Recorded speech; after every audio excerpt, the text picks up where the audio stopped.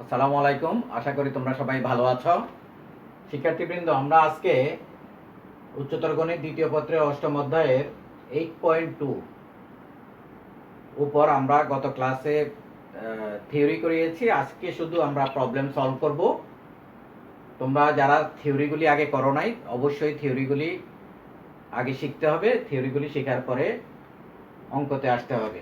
তাহলে প্রথমে একটা প্রবলেম দেখো আজকের, যে 5n 7n এবং 8n অর্থাৎ 5 নিউটন 7 নিউটন অ্যান্ড 8 নিউটন বল ত্রয়, এন মানে নিউটন, বলের মান হলো 5 7 8 একক। আর এই যে এককটা কিসে আছে? নিউটনে আছে। বল ত্রয় একটি বস্তুর উপর ক্রিয়া করে ভারসাম্য সৃষ্টি করলে 8n ও 5n বলদ্বয়ের মধ্যবর্তী কোণ নির্ণয় করো। এখন এটাকে যদি আমরা বলের লামির উপপাদ্য দিয়ে করি, দেখো তাহলে কিন্তু যে তিনটা বল তিন দিকে ক্রিয়া করছে, যে একটা ধরো হলো একটা হলো 8n, আরেকটা হলো 5n, আরেকটা হলো 7n। 5n 8n 7n। তাহলে দেখো প্রত্যেকটা বলের মান অপর দুইটির মধ্যবর্তী কোণের সাইনের সমানুপাতিক। এই সূত্র দিয়ে কিন্তু আমরা এদের মধ্যবর্তী কোণ নির্ণয় করা সম্ভব হবে না। কারণ আমরা এখানে লিখতে পারি যে এখানে যদি ও বিন্দু দেই, এখানে যদি এক্স ও এক্স ও ওয়াই ও জেড রেখা দেই, তাহলে এই পদ্ধতিতে যে কোনো একটি বলের মান অপর দুইটির মধ্যবর্তী কোণের সাইনের সমানুপাতিক। আসলে এই সূত্র দ্বারা আমরা এই কোণগুলি নির্ণয় করতে পারবো না। এখন সাম্যাবস্থা মানে কি? সাম্যাবস্থা মানে হলো যে এই দুইটা, যে কোনো দুইটা বলের লব্ধি হবে তৃতীয়টার সমান এবং বিপরীত। এখন এই যে 5 নিউটন বলছে কি আমাদের 8 নিউটন আর 5 নিউটন, এই যে 8 নিউটন আর 5 নিউটন বলদ্বয়ের লব্ধি বলের সামান্তরিক সূত্র অনুযায়ী মনে করে এই বরাবর হবে এই দুইটা বলের লব্ধি। তাহলে এই দুইটা বলের লব্ধি মানে কি? একত্রিত হয়ে এই রেখা বরাবর ক্রিয়া করলো এই দিকে। এখন এই যে লব্ধিটা আর যে অবশিষ্ট তৃতীয় বল, এই দুইটা যদি সমান এবং বিপরীতমুখী হয়, এটা হলো এইদিকে আর 7 নিউটন হলো এইদিকে, এই দুইটা যদি সমান এবং বিপরীতমুখী হয়, তাহলে তারা এখানে লব্ধি কি হয়ে যাবে? শূন্য হয়ে যাবে, মানে ভারসাম্য অবস্থায় থাকবে। সেই জন্য আমাদের কি করতে হবে? আমাদের লিখতে হবে এই দুইটার লব্ধি হলো এই 7 নিউটন বলের সমান এবং বিপরীত। সেখান থেকে আমরা মধ্যবর্তী কোণটা পেয়ে যাব। আবার দেখো 5 নিউটন 7 নিউটন এবং 8 নিউটন বল ত্রয় একটি বস্তুর উপর ক্রিয়া করে, মনে করো বস্তুটা আছে এই বিন্দুতে, ক্রিয়া করে ভারসাম্য সৃষ্টি করলে এই 8n এবং 5n 5 নিউটন বলদ্বয়ের মধ্যবর্তী কোণ নির্ণয় করতে হবে। এই কোণটা কত? এটা আমাদের নির্ণয় করতে হবে। তাহলে আমরা মনে করি যে 8 নিউটন ও 5 নিউটন বলদ্বয়ের মধ্যবর্তী কোণ আলফা। তাহলে বলগুলি ভারসাম্য সৃষ্টি করলে 8 নিউটন এবং 5 নিউটনের বলদ্বয়ের লব্ধি হবে 7 নিউটন বলের সমান এবং বিপরীতমুখী। তাহলে দেখো ধরি 8 নিউটন ও 5 নিউটন বলদ্বয়ের মধ্যবর্তী কোণ আলফা এবং বলদ্বয়ের লব্ধি এবং উক্ত বলদ্বয়ের লব্ধি 7 নিউটন বলের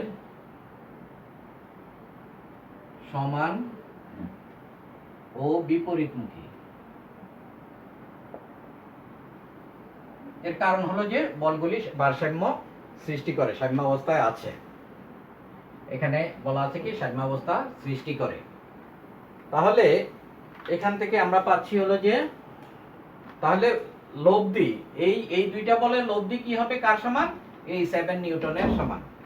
সুতরাং এখান থেকে আমরা লিখতে পারছি,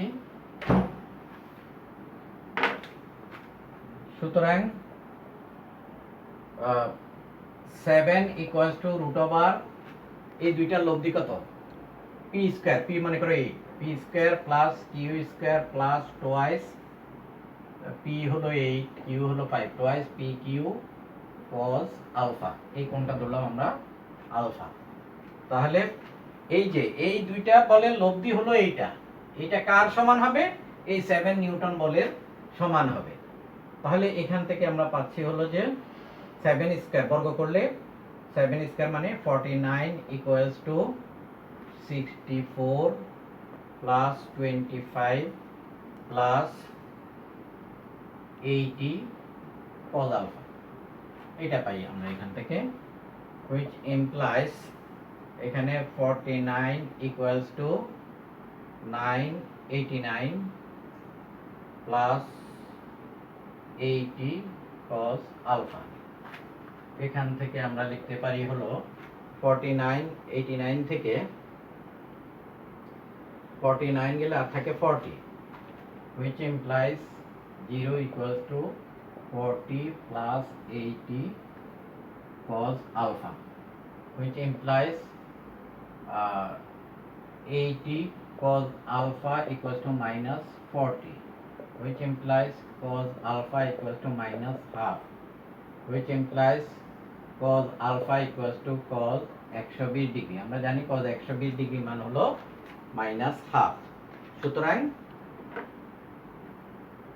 এখান থেকে কি লিখতে পারি আমরা, আলফা ইকুয়ালস টু, আমাদের আলফা বের করতে হবে, সুতরাং আলফা ইকুয়ালস টু 120 ডিগ্রি। এই আমাদের বলছে যে 8 নিউটন ও 5 নিউটন বলদ্বয়ের মধ্যবর্তী কোণ কত, এটা হলো অ্যান্সার আমাদের। এই হলো আমাদের প্রথম অঙ্কটা, এখানেই শেষ। প্রবলেম দেখো, কোন বিন্দুতে 60 ডিগ্রি কোণে ক্রিয়ারত পি মানের দুইটি সমান বল, দুইটা বলই হলো পি, একই বিন্দুতে ক্রিয়ারত 9 নিউটন বলের সাহায্যে ভারসাম্যে রাখলে পি এর মান নির্ণয় করো। মনে করো যে এই এখানে দুইটা বল 60 ডিগ্রি কোণে ক্রিয়ারত, পি এবং পি, এইটাও পি বল, এইটাও পি বল, এবং তাদের মধ্যবর্তী কোণ হলো 60 ডিগ্রি। তাহলে এদেরকে কি ভারসাম্যে রাখলো, এইদিকে কি পরিমাণ বল প্রয়োগ করলো, 9 নিউটন বল প্রয়োগ করে তাদেরকে ভারসাম্যে রাখলো। তাহলে ঠিক আগের অঙ্কটার মতোই কি হবে, এই পি পি বল দুইটির লব্ধি হবে এইটার সমান এবং বিপরীতমুখী, এইদিকে হবে পি পি বলের লব্ধি। তাহলে পি পি বলের লব্ধি যদি কত হবে, যদি আর হয়, এই দুইটা বলের লব্ধি যদি আর হয়, তাহলে আর এর সমান এবং বিপরীত হবে, আর আর আর 9 নিউটন সমান হবে। এখন বিপরীতমুখীটা আমাদের দেখানো দরকার নেই, আমাদের লিখতে হবে যে এই 9 নিউটন সমান হলো এই দুইটা বলের লব্ধি। এই রিলেশন থেকে আমরা কি করব, এই পি এর মান বের করব। আমাদেরকে বলছে কি, কোন বিন্দুতে 60 ডিগ্রি কোণে ক্রিয়ারত পি মানের দুইটি সমান বলকে একই বিন্দুতে ক্রিয়ারত 9 নিউটন বলের সাহায্যে ভারসাম্যে রাখলে পি এর মান নির্ণয় করো। এই বলের মানটা নির্ণয় করো। আগের অঙ্কটায় ছিল কি, মধ্যবর্তী কোণ নির্ণয় করো, আর এখানে মধ্যবর্তী কোণ দেওয়া আছে, আমাদের বলের মান নির্ণয় করতে হবে। তাহলে মনে করি পি পি মানের সমান বলের লব্ধি আর, মনে করি সমাধান, মনে করি পি পি মানের দুইটি সমান বলের মধ্যবর্তী কোণ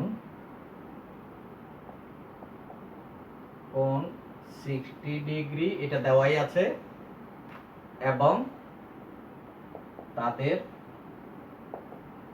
লব্ধি আর। সুতরাং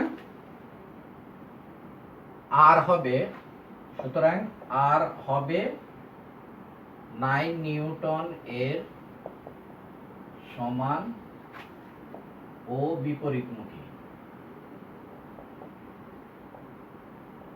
আমরা এখানে সমান বিপরীতমুখী দেখানো দরকার নাই, সমান লিখে আমরা এই বলের মানটা নির্ণয় করতে হবে। সুতরাং R square, R equal to root over p square plus q মানে p, q square plus twice p p cos 60 degree.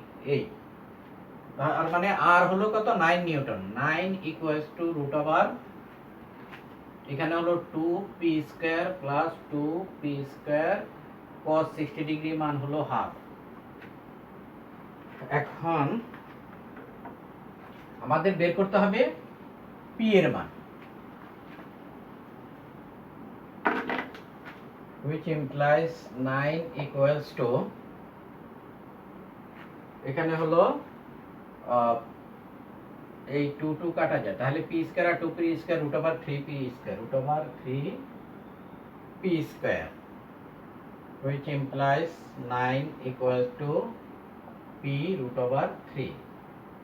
এখান থেকে সরল করলে p root over 3 equals to 9 কে লিখতে পারি আমরা 3 into 3 root 3,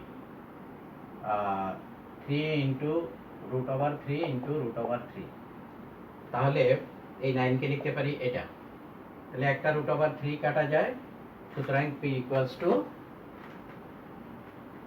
আমাদের p এর মান বের করতে হবে, সুতরাং p equals to 3 root over 3 Newton. এই হলো আমাদের অঙ্কটার অ্যান্সার।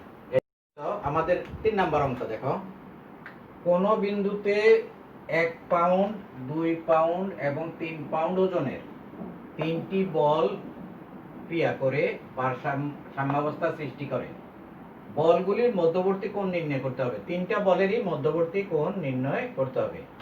তাহলে সমাধান দেখো, সমাধান মনে করি ও বিন্দুতে, কোন বিন্দুতে বলছে, মনে করি ও বিন্দুতে ও এক্স ও ওয়াই ও জেড বরাবর যথাক্রমে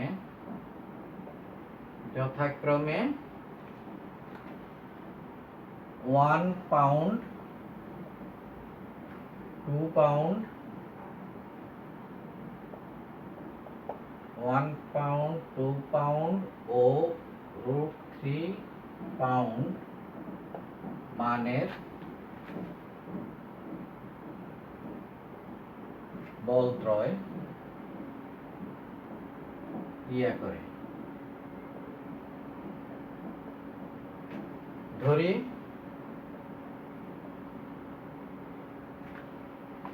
1 পাউন্ড ও 2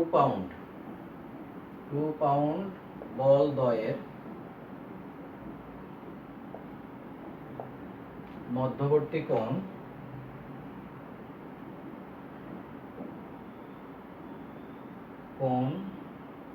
আলফা, তারপরে এবং 2 পাউন্ড ও 3 পাউন্ড √3 পাউন্ড 2 পাউন্ড ও √3 পাউন্ড বল দ্বয়ের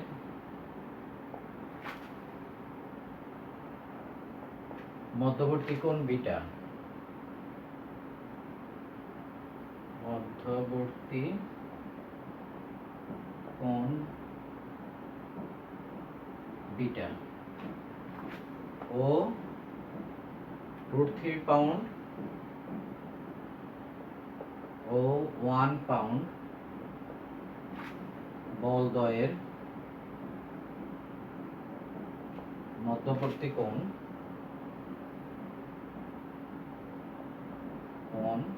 গামা। তাহলে কি হবে, যে কোনো দুইটা বলের লব্ধি হবে তৃতীয়টির সমান ও বিপরীত। আগে যে দুইটা অঙ্ক করেছি একই রকম ভাবে, যে এই দুইটা বলের লব্ধি হবে এই 1 পাউন্ড আর 2 পাউন্ড বলদ্বয়ের লব্ধি হবে এই √3 পাউন্ড বলদ্বয়ের সমান ও বিপরীতমুখী। সুতরাং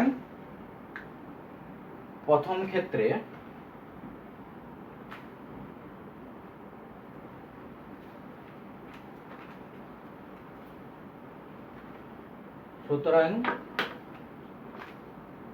সুতরাং যে কোনো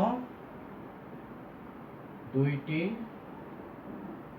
বলের লব্ধি হবে তৃতীয়টির সমান ও বিপরীতমুখী।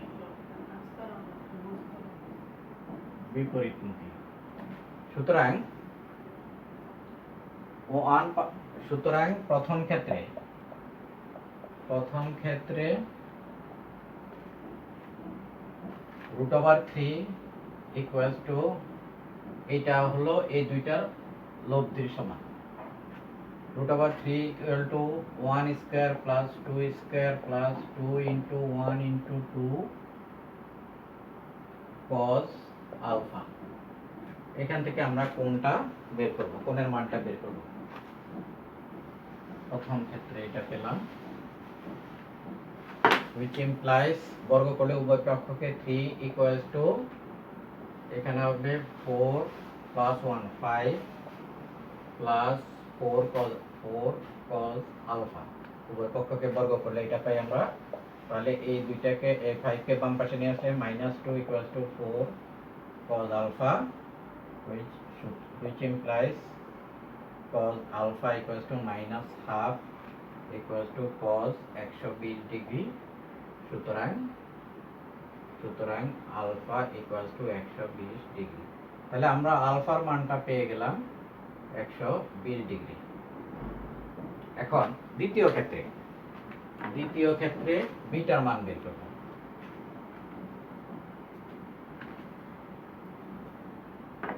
দ্বিতীয় ক্ষেত্রে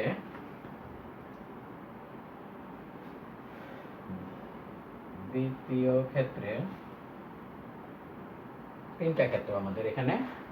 দ্বিতীয় ক্ষেত্রে এখন বিটার মান বের করতে গেলে এই 2 এবং √3 বল দেওয়ার মধ্যবর্তী কোণ হলো বিটা, আর এটার এই দুইটার লব্ধি হবে বিপরীত দিকে কার সমান? 1 এর সমান। দ্বিতীয় ক্ষেত্রে 1 স্কয়ার ইকুয়ালস টু হলো 1 ইকুয়াল টু, এই দুইটা বলে লব্ধি হবে 1 equal to √2 square plus √3 square plus p square plus q square plus 2 into p হলো 2 ইন্টু √3 হলো q, টুয়াইস pq cos এখানে বিটা। এখন উভয় পক্ষকে যদি বর্গ করি আমরা, তাহলে 1 ইকুয়ালস টু, এখানে হলো 3 প্লাস 4 7 প্লাস 4 √3 cos বিটা। এটা কি উভয় পক্ষকে বর্গ করলে, which implies -6 equals to 4 √3 cos beta. Next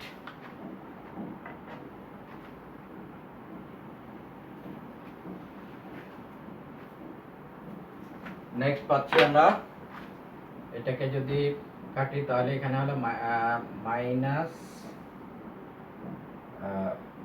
which implies 2 দ্বারা উভয় পক্ষকে ভাগ করলে -3/2 √3 -3 equals to 2 cos beta, which implies -3/2 equals to cos beta। এখান থেকে আমরা লিখতে পারি -√3/2, এটা দিয়ে এটাকে কাটলে উপরে √3 হয়, -√3/2 equals to cos beta, which implies cos beta equals to √3/2 হলো cos 30 ডিগ্রি মান, মাইনাস cos 30 ডিগ্রি, এটা। এখন এখান থেকে আমরা লিখতে পারি which implies cos beta equals to cos 180 degree minus 30 degree. cos 180 degree minus theta হলো মাইনাস cos থিটা, দেখো এটাকে সরল করলে এটাই হয়, which implies cos beta equals to cos 150 degree. সুতরাং বিটা equals to 150 ডিগ্রি। তাহলে আমরা দুইটা কোণ পেয়েছি, আর একটা বাকি তৃতীয়টা। তাহলে দেখো তৃতীয়টা তোমরা এভাবে করতে পারো, এভাবে না করে যদি টোটাল এখানে কোণ হলো টোটাল কোণ হলো 360 ডিগ্রি, 360 ডিগ্রি থেকে যদি আলফা আর বিটার মান বাদ দাও তাহলে গামার মান পাওয়া যাবে।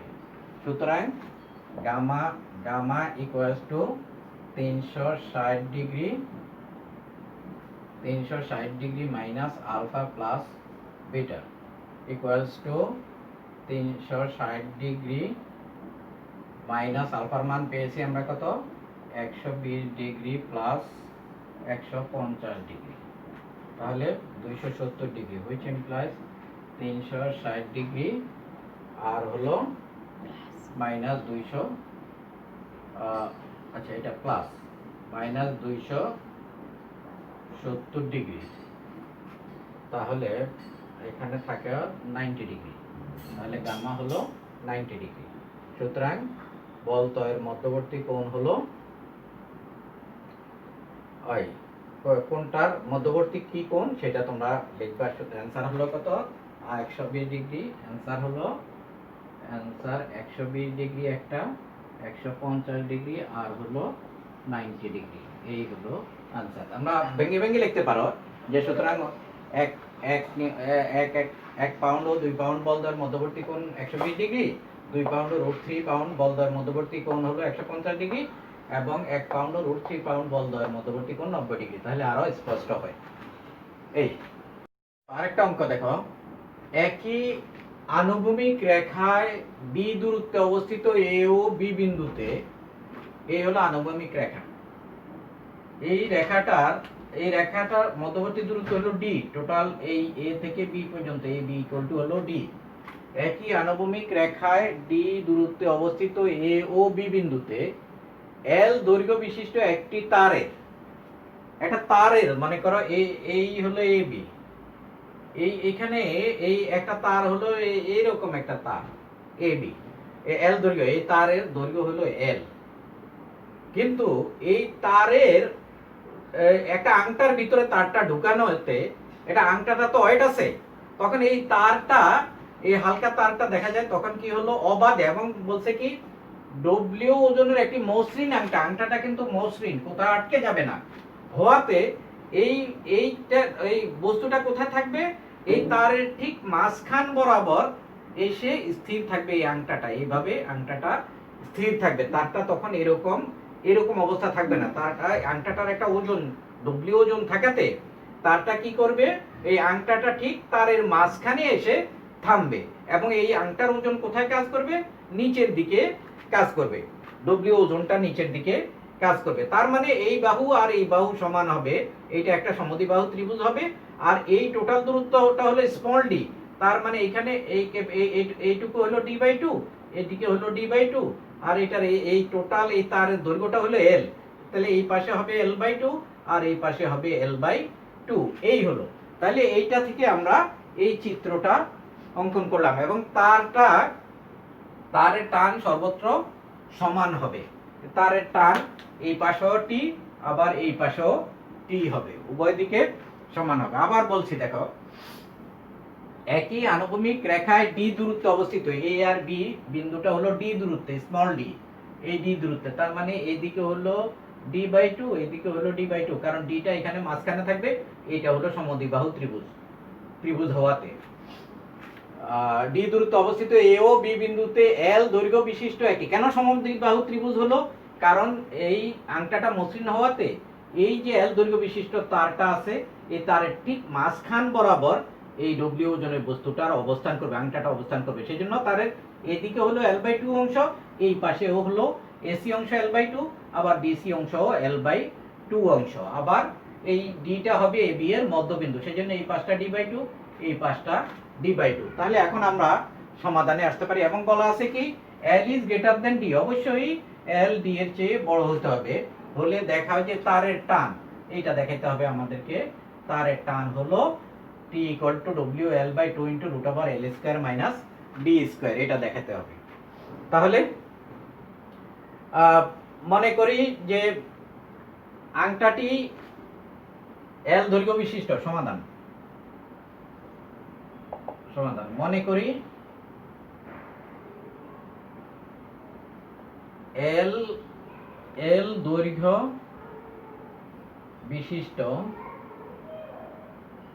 বিশিষ্ট এসিবি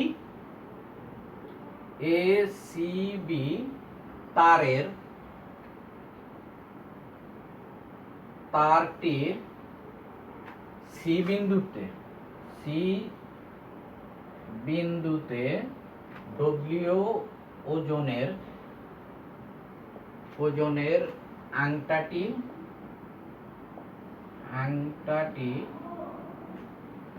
এল দৈর্ঘ্য বিশিষ্ট এসিবি তারটির সি বিন্দুতে ডব্লিউ ওজনের আংটাটি অবস্থান করে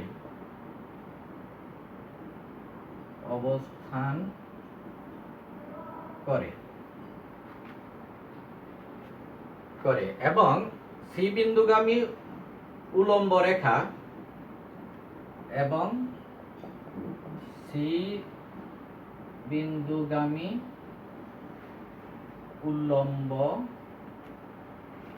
রেখা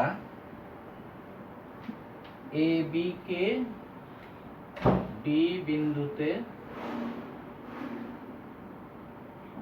ছেদ করে। এখন এসিবি ত্রিভুজে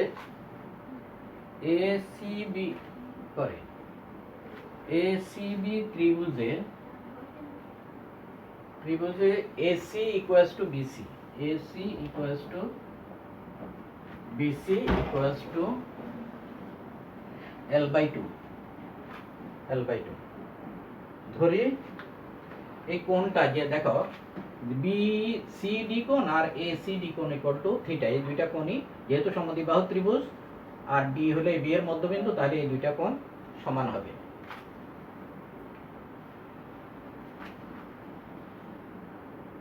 ধরি BCD কোণ সমান ACD কোণ সমান থিটা। সুতরাং লামির সূত্রানুসারে দেখো, সুতরাং সি বিন্দুতে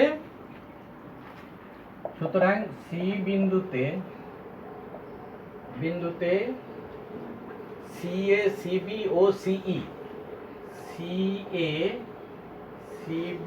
ও CE বরাবর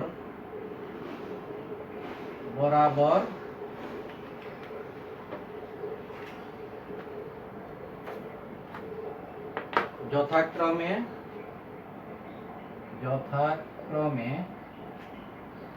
CA বরাবর হলো T ও W বলগুলো ক্রিয়া করে সাম্যাবস্থা সৃষ্টি করে।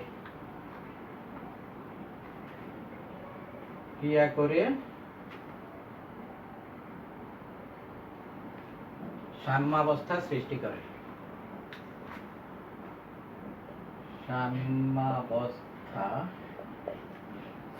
করে। সুতরাং লামির সূত্রানুসারে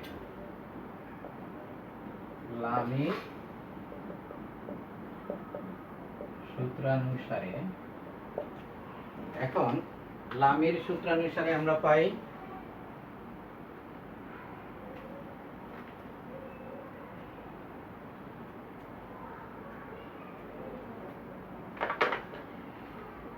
সুতরাং লামির সূত্রানুসারে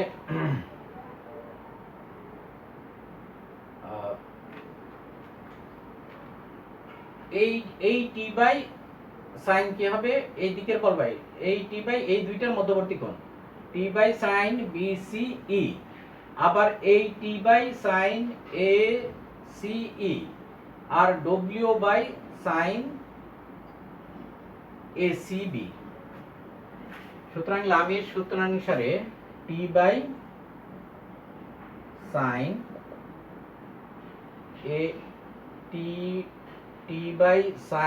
BCE ইকুয়ালস টু আরেকটা টি বাই সাইন এই পাশে T by sine A C E, sine A C E equals to W by sine ACB, ACB. এখন আমাদের যে কোনো এখানে টি এর মান বের করবো, তো যে কোনো দুইটা রিলেশন হয় টি এই প্রথম অংশ সমান তৃতীয় অংশ অথবা তৃতীয় অংশ সমান তৃতীয় অংশ, এখান থেকে বের করলে হবে। সুতরাং T by sine B C E equals to W by sine A C B, এটা which implies T by sine, sine দেখো বিসিই, বিসিই এই টোটাল কোণটা কত, এই এই এই কোণটা হলো 180 ডিগ্রি, তাহলে বিসিই হবে 180 ডিগ্রি থেকে এই থিটা কোণ বাদ, sine 180 degree minus theta equals to W by sine, এই ডব্লিউ বাই এই টোটাল কোণটা হলো 2 থিটা, সাইন 2 থিটা, এইটা পাচ্ছি আমরা। এখান থেকে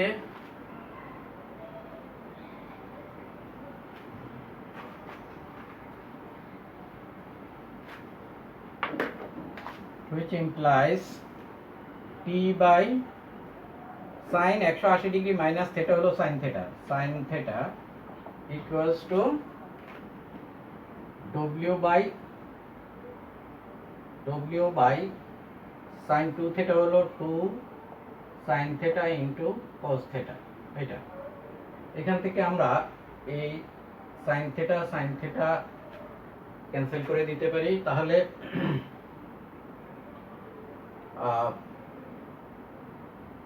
which implies w কে নিচে নিয়ে আসলে t by w, আচ্ছা এই twice t by w equals to cos theta উপরে গেলে হবে sec থিটা, এটা পাই আমরা, which implies sec theta equal to দেখো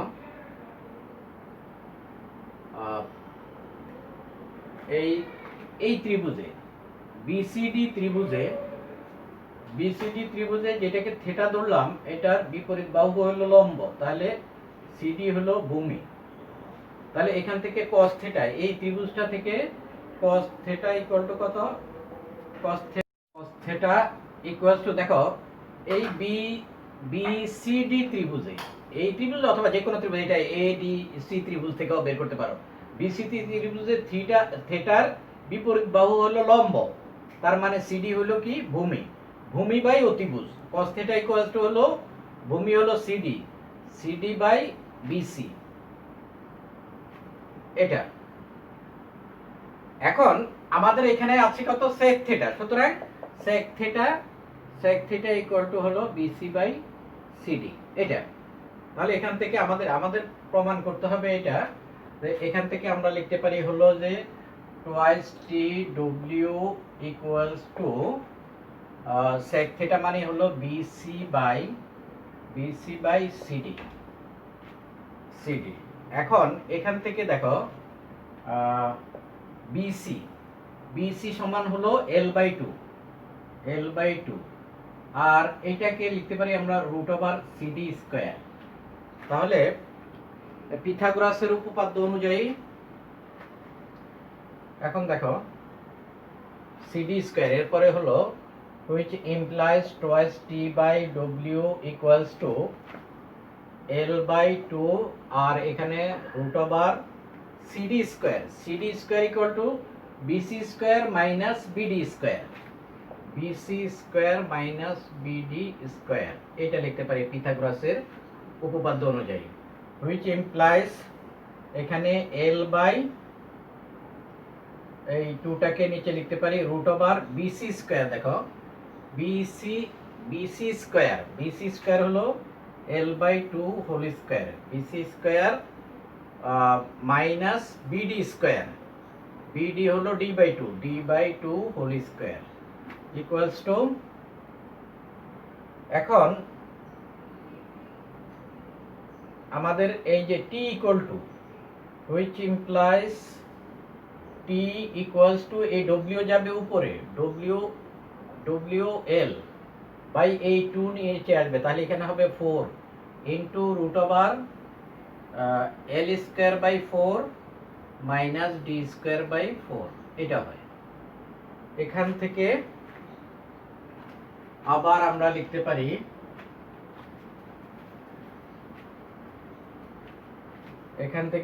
আমরা এখান থেকে যদি 1/4 কমন নেই তাহলে রুটের বাইরে এসে হবে কত, half, which implies t equals to wl by 4 into half root over l square minus d square। তাহলে এখানে এটা দিয়ে এটাকে কাটলে হয় 2 হয়ে গেছে, দেখো, which সুতরাং t equals to wl by 2 into root over l square minus d square, এই আমাদের এটাই প্রমাণ করতে বলা হয়েছে যে পি কিউ আর মানের, বলের মান কিন্তু পি কিউ আর, এটা এখানে ভেক্টর চিহ্ন হবে না, এখানে শুধু মানটা দেওয়া আছে। পি কিউ আর মানের বলত্রয় এবিসি ত্রিভুজের এবিসি তিনটি কৌণিক বিন্দু হতে, এই যে এ বিন্দু হতে তিনটি কৌণিক বিন্দু হতে যথাক্রমে বিপরীত বাহু লম্ব দিকে, লম্বাভিমুখী মানে হলো লম্ব দিকে, তাহলে এ বিন্দু হতে এই বিসি বাহুর উপর লম্ব দিকে মানে এই দিকে হলো পি বল ক্রিয়া করে। আবার এই বি বিন্দু হতে এসি বাহুর লম্ব দিকে, এই দিকে মনে করো হলো কিউ বল ক্রিয়া করে, আর সি বিন্দু হতে এ বি বাহুর উপর লম্ব দিকে আর বল ক্রিয়া করে, এই তিনটি বল ক্রিয়া করে সাম্যাবস্থা সৃষ্টি করে। মনে করি এই ও বিন্দুতে হলো তারা সাম্যাবস্থা, অর্থাৎ ও বিন্দু হতে তিনটি বল ক্রিয়া করতেছে, দেখো, ও এই যে ও ডি এর দিকে একটা, ও ই এর দিকে একটা আর হলো ও এফ এর দিকে আরেকটা, ও বিন্দুতে কি করে সাম্যাবস্থা সৃষ্টি করে। এখন প্রমাণ করতে হবে P is to Q is to R equals to ABC. এই স্মল এবিসি কি, এখানে তো প্রশ্নতে স্মল এবিসি কি বর্ণনা দেওয়া নাই, কিন্তু আমরা এই ত্রিকোণমিতি থেকে জানি এই যে এ কোণের বিপরীত বাহুর দৈর্ঘ্য, এই যে বিসি বাহুর দৈর্ঘ্য হলো স্মল এ, আর বি কোণের বিপরীত বাহু এসি বাহুর দৈর্ঘ্য হলো বি, আর হলো এই এ বি বাহুর দৈর্ঘ্য হলো সি, এটা আমরা জানি। এটা এইখানে হলো বাহুর দৈর্ঘ্য হলো এ বি সি। তাহলে এখন এটা আমাদের প্রমাণ করতে হবে যে P is to Q is to R equals to A B C ইত্যাদি। তাহলে মনে করি এবিসি ত্রিভুজের, মনে করি এবিসি, মনে করি এবিসি ত্রিভুজের এবিসি কৌণিক বিন্দু হতে, এবিসি কৌণিক বিন্দু হতে যথাক্রমে বিসি, সিএ ও এবি বাহুর উপর লম্ব এডি বিই ও সিএফ। সুতরাং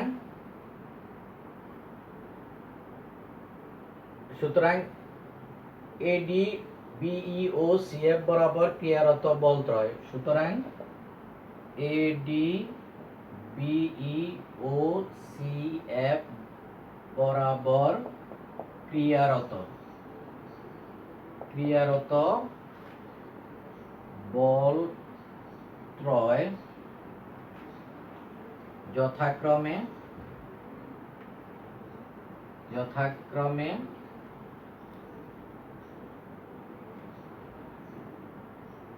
পি কিউ আর,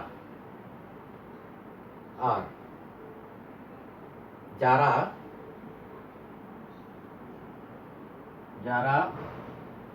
ও বিন্দুতে ভারসাম্য সৃষ্টি করে। যারা ও বিন্দুতে সাম্যাবস্থা সৃষ্টি করে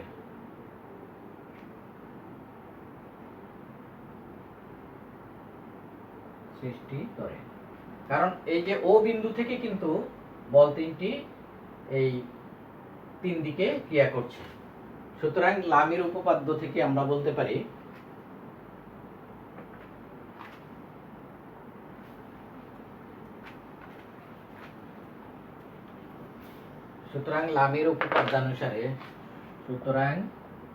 লামির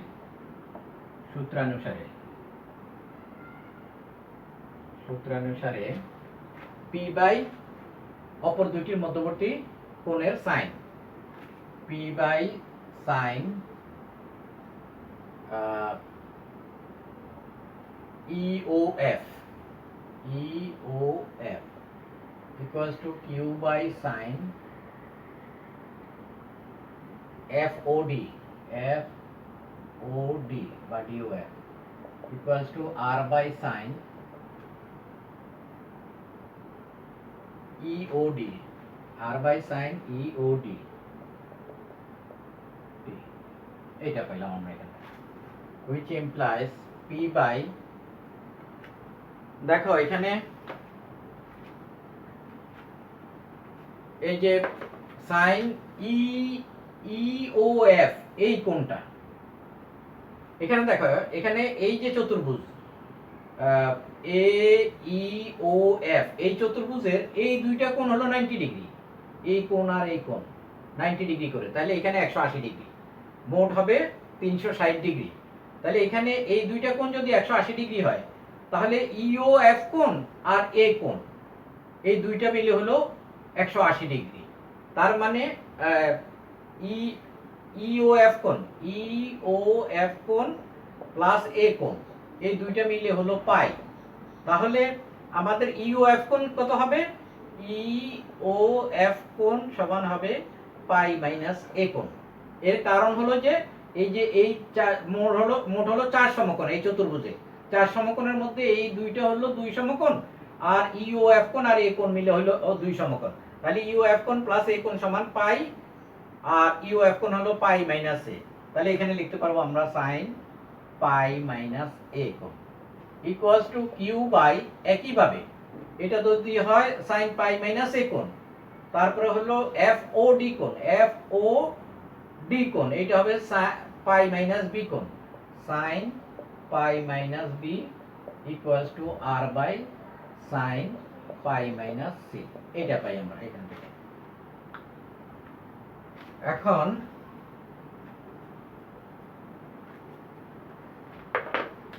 which implies P by, দেখো sin পাই মাইনাস থিটা মানে sin theta, sin A equals to Q by sin B equals to R by sin C। এইটা আবার ত্রিকোণমিতি থেকে আমরা জানি, দেখো ত্রিকোণমিতি থেকে আমরা জানি A by sin A equals to B by sin B equal to C by sin C, এটা জানি। তাহলে A by sin A equal to B by sin B equal to C by sin C মানে করো K। তাহলে এখান থেকে এই sin A কে যদি এখানে নিয়ে আসি, K কে এখানে নিয়ে আসি, তাহলে কি হবে? A by K equals to হলো sin A, এটা। তাহলে sin A সমান কত লিখতে পারি আমরা? A by K। একইভাবে sin B সমান B by K, which implies P by A by K equals to Q by B by K equals to R by C by K, এটা লিখতে পারি আমরা। এখন which implies, এখন K যদি আমরা এই K দ্বারা যদি ভাগ করে দেই পুরো অনুপাতকে, তাহলে এখানে একটা K আসবে, এই K কাটা যাবে, এই K কাটা যাবে, এই K কাটা যাবে। তাহলে আমরা লিখতে পারি P by A equals to Q by B equals to R by C। দেখো যদি অনুপাতটাকে, সম্পূর্ণ অনুপাতটাকে যদি K দ্বারা ভাগ করি, গুণ না, এই যে এই নিচে লেখা মানে কি এখানে ভাগ, তাহলে এখানে একটা K আসবে, এখানে একটা K আসবে, এখানে একটা K আসবে, এই K কাটা যাবে, থাকবে P by A, Q by B, R by C। এখানে লেখা দরকার নাই, তোমরা বুঝলেই হলো। সুতরাং এখান থেকে লিখতে পারি আমরা P is to Q Q is to R equals to A is to B is to C. এইটা আমাদেরকে প্রমাণ করতে বলা হয়েছে, প্রুফ। দেখো, পি কিউ বলদ্বয়, এখানে বলের মান বলে নাই, বল বলছে, এই জন্য ভেক্টর চিহ্ন হবে। পি কিউ বলদ্বয় যথাক্রমে একটি হেলানো তলের, একটা হেলানো তল, এই যে একটা তল এইভাবে সোজা না থেকে এটা এইভাবে একটু হেলানো আছে, এই জন্য এটার নাম হেলানো তল। এটা মনে করি অনুভূমিক রেখার সাথে আলফা কোণ করে হেলানো আছে। পি ও কিউ বলদ্বয় যথাক্রমে একটি হেলানো তলের দৈর্ঘ্য ও ভূমির সমান্তরালে। তার মানে কি, পি হলো দৈর্ঘ্যের সমান্তরালে, তলের দৈর্ঘ্যের সমান্তরালে, পি হলো এই তলের এই দৈর্ঘ্যের সমান্তরালে ক্রিয়া করে, আর কিউ হলো ভূমির সমান্তরালে, এই যে ভূমির সমান্তরালে হলো কিউ বলটি ক্রিয়া করে। ক্রিয়ারত থেকে প্রত্যেকে এককভাবে, এটা ইম্পর্টেন্ট, প্রত্যেকে এককভাবে মানে কি, একা একাই যখন পি ক্রিয়া করে তখন কিউ করে না, আবার যখন কিউ ক্রিয়া করে তখন পি ক্রিয়া করে না, তারা একসাথে কাজ করে না, এককভাবে মানে আলাদা আলাদা ভাবে। তলের উপরস্থ ডব্লিউ ওজন, এই তলের উপরে একটা বস্তু রাখা আছে ডব্লিউ ওজন, এই বস্তুটাকে ধরে রাখতে পারে, তলের উপরেই ধরে রাখতে পারে।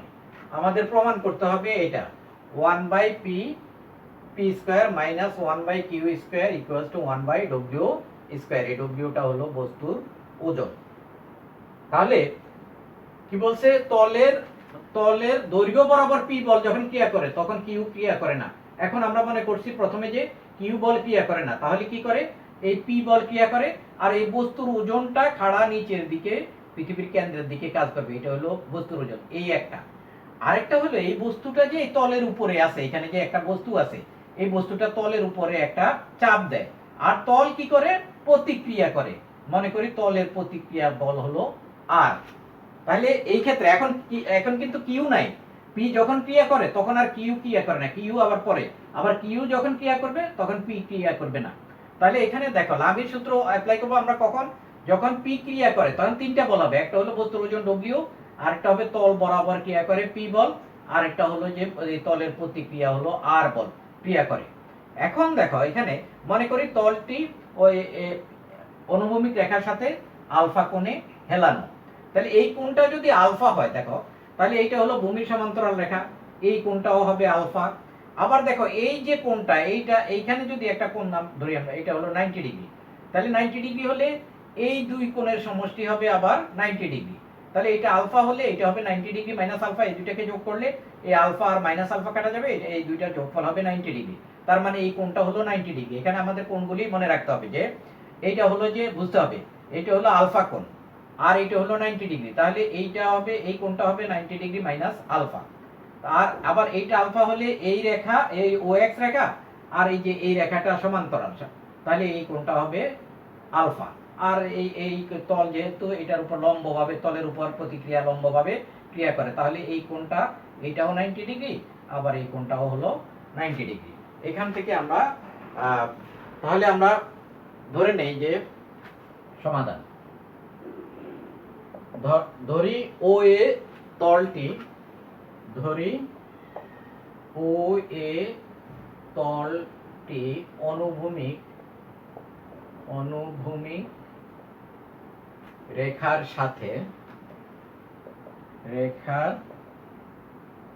সাথে আলফা কোণে হেলানো,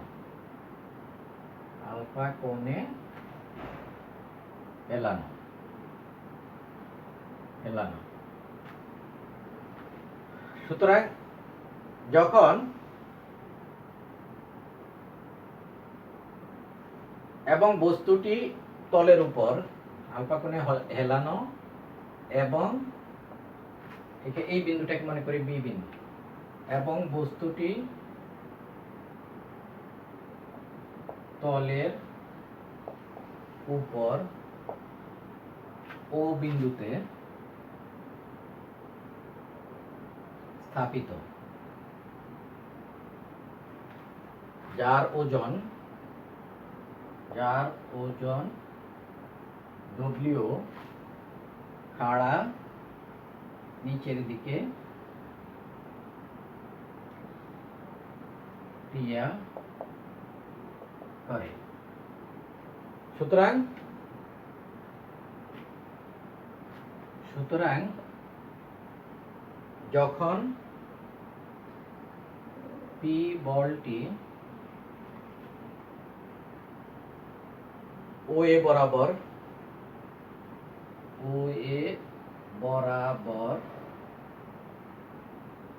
ক্রিয়া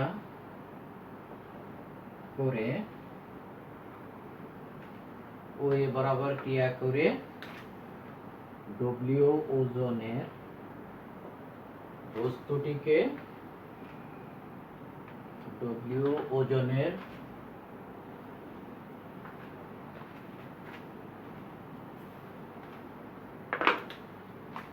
বস্তুটিকে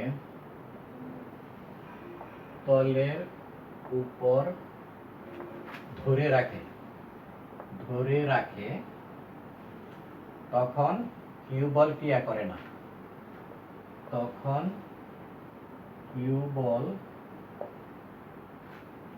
যখন পি বলটি ও এ বরাবর ক্রিয়া করে ডব্লিউ ওজনের বস্তুটিকে তলের উপর ধরে রাখে তখন কিউ বল ক্রিয়া করে না।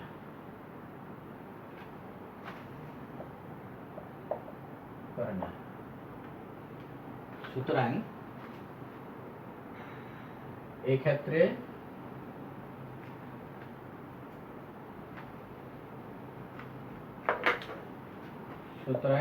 ক্ষেত্রে বি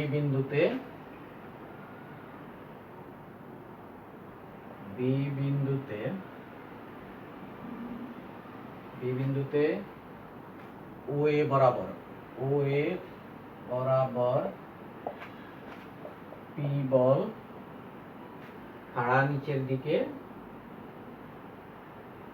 খাড়া নিচের দিকে বস্তুর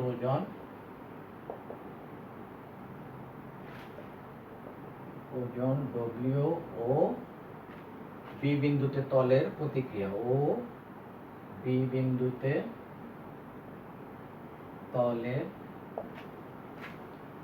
প্রতিক্রিয়া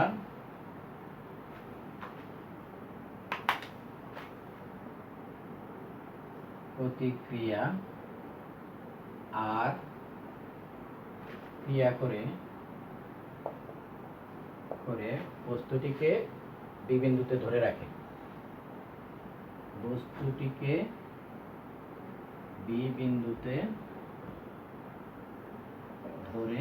রাখে। সুতরাং লামির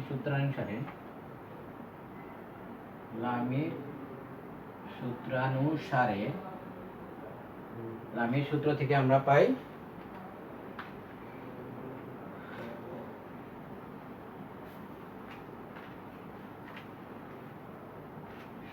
লামির সূত্রানুসারে পি বাই দেখো angle between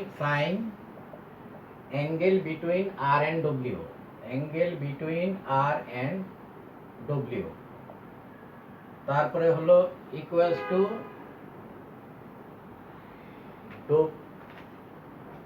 W by sine angle between P and R বল equals to r by sine angle between q and w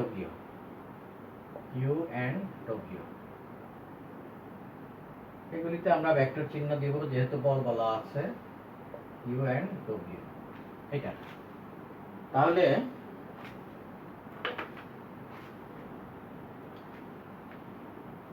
এখন এখান থেকে আমরা পাই দেখো which implies p by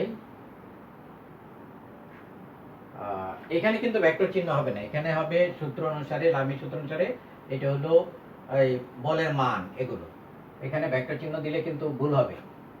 p by sin angle between r and w কত, r এবং w এর মধ্যবর্তী কোণ এটা হলো 90 ডিগ্রি আর এটা হলো 90 ডিগ্রি মাইনাস আলফা, তাহলে 180 degree minus alpha sin 180 degree minus alpha equals to W by sign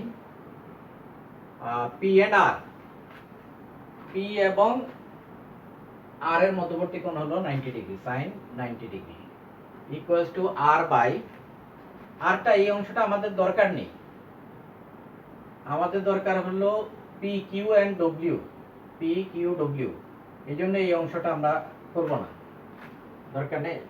এখান থেকে আরেকটা লাইন লিখতে পারো যে R by sine Q and W, Q and W মধ্যবর্তী কোণ কত 90 ডিগ্রি, সাইন 90 ডিগ্রি, এটা 90 ডিগ্রি।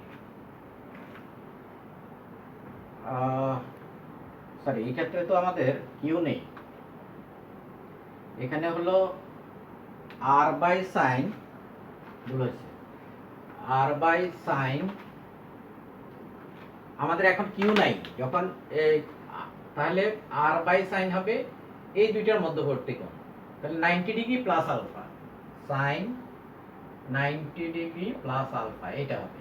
যখন পি ক্রিয়া করে তখন কিউ থাকবে না, তাহলে এখান থেকে সাইন 90 ডিগ্রি প্লাস আলফা। আচ্ছা, তাহলে এখান থেকে আমরা সরাসরি, সুতরাং এই দুইটা রিলেশন নিলে হবে, প্রথম দুইটা, আমাদের তৃতীয়টা দরকার নাই, সুতরাং লিখি এখানে এটা সমান এটা। এখান থেকে দেখো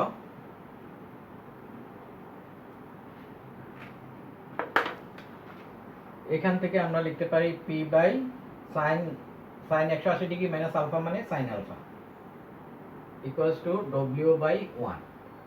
তাহলে এটাকে যদি আমরা উপরে নিয়ে যাই, cosec alpha P cosec alpha equals to W, তাহলে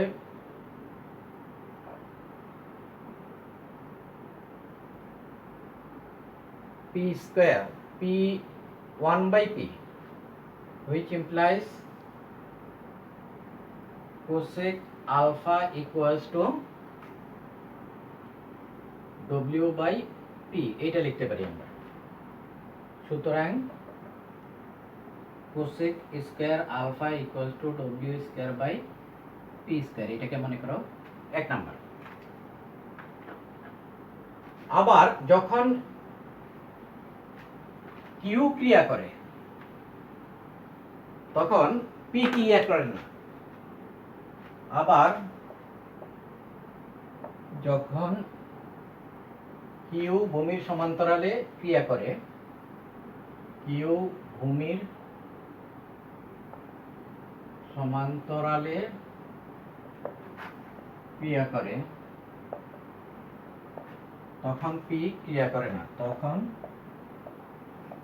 পি ক্রিয়া করে না, তখন ও বিন্দুতে ক্রিয়ারত বল থাকে।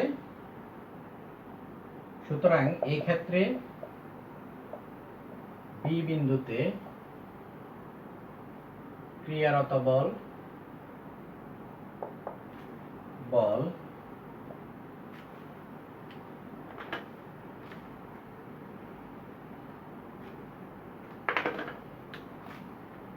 আর ড্যাশ কিউ ও ডব্লিউ,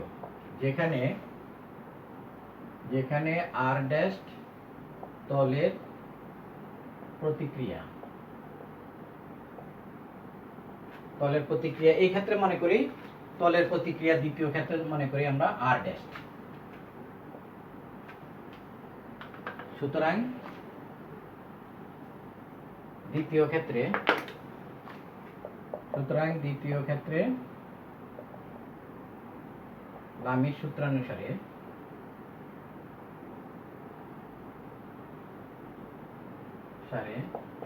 এখন কিন্তু পি বল নাই, এখন আছে কিউ ডব্লিউ এবং আর ড্যাশ। কিউ বাই সাইন, দেখো এই দুইটার মধ্যবর্তী, কিউ বাই সাইন এই দুই বলের মধ্যবর্তী কোণ কত 180 ডিগ্রি মাইনাস আলফা, আগের মতোই, যে এইটা হলো 90 ডিগ্রি, এটা হলো 90 ডিগ্রি মাইনাস আলফা, এই দুইটা, এই সম্পূর্ণ কোণটা হলো যে 180 degree minus alpha, sine 180 degree minus alpha equals to W by W by এই এই কোণটা, এই সম্পূর্ণ কোণটা কত হবে? এটা হলো 90 ডিগ্রি আর এটা হলো alpha. W by sine 90 degree plus alpha, alpha equals to R dashed by sine, এই দুইটার মধ্যবর্তী কোণ হলো 90 ডিগ্রি, কিউ এবং ডব্লিউ এর মধ্যে সাইন 90 ডিগ্রি। এখানেও আমাদের আর ড্যাশ দরকার নাই, সুতরাং Q by sine 180 degree minus alpha মানে হলো sine alpha equals two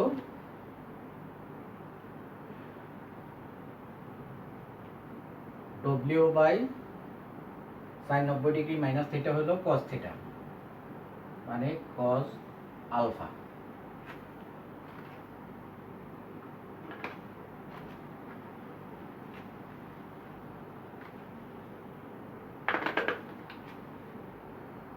which implies, এখন এখান থেকে আবার আমরা উপরে চলে আসলাম,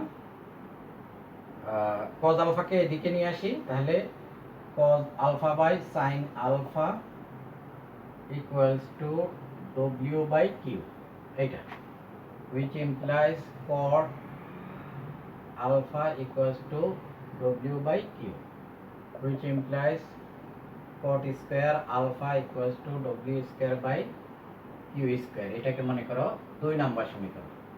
এখন আমাদের প্রমাণ করতে হবে কি? আমাদের প্রমাণ করতে হবে, তো মুছে ফেললাম, আমাদের প্রমাণ করতে হবে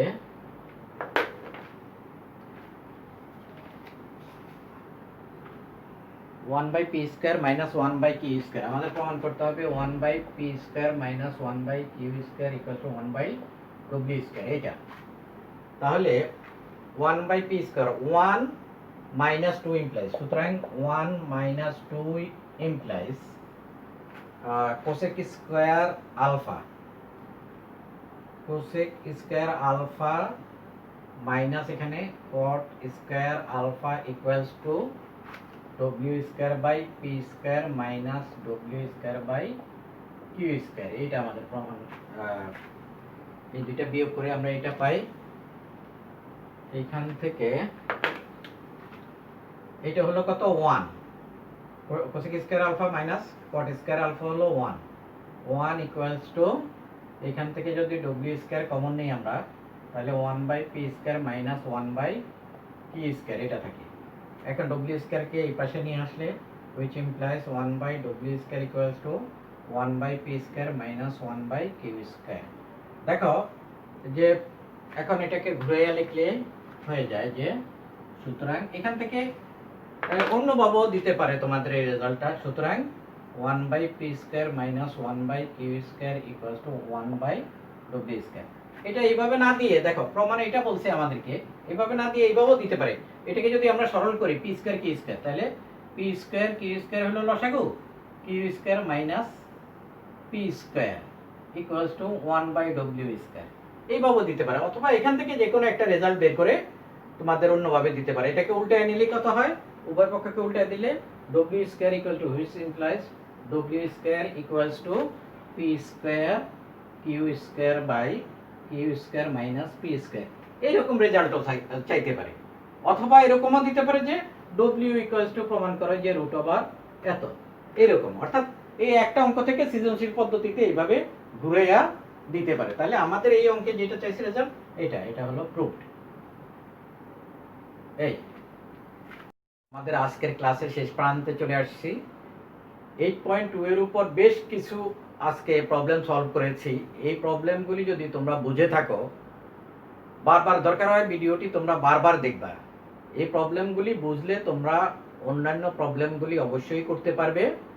তাহলে তোমাদেরকে 8.1 এবং 8.2 আমরা শেষ করলাম।